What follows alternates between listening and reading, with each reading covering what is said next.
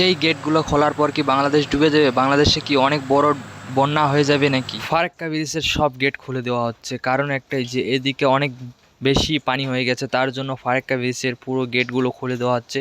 তো পুরো ভিডিও দেখুন, তাহলে বুঝতে পারবেন কী কারণে এই ভিডিওটা করলাম আর কি। তো দেখলে বুঝতে পারবেন, না দেখলে কিছু বুঝতে পারবেন না।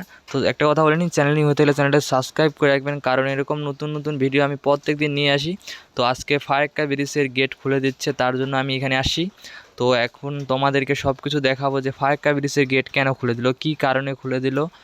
যে তারা জানে যে বাংলাদেশ অনেক নিচু জায়গা একটা, সেই জায়গাগুলো ডুবে যাবে, তাও বাংলাদেশকে ডোবার জন্য কি ফারাক্কা ব্রিজটা খুলে দিল। তো পুরো ঘটনাটাই জানতে পারবেন, এই ভিডিওটা পুরো দেখুন, তাহলে বুঝতে পারবেন কী কারণে ফারাক্কা ব্রিজের গেট খুলে দেওয়া হলো। তো কারণ হচ্ছে একটাই যে এদিকে অনেক বেশি পানি হয়ে গেছে, তার জন্য ফারাক্কা ব্রিজের গেটগুলো খুলে দেওয়া হচ্ছে।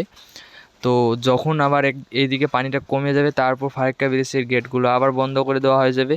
কারণ একটাই যে একজনকে বাঁচাতে গিয়ে 10 জনকে তো আর মারাটা অতটাও আর ভালো না না, তার জন্য আর কি এইভাবে চলতেছে। তো পুরো ভিডিওটা দেখুন, তাহলে বুঝতে পারবেন। তাহলে কি এই গেটগুলো খুলে দিলে কি বাংলাদেশ কি ডুবে যাবে কি না, তো সেই ভিডিওটা আমি করে রেখেছি। তো এই ভিডিওটা দেখে আসুন, তাহলে বুঝতে পারবেন যে বাংলাদেশের খবর কি।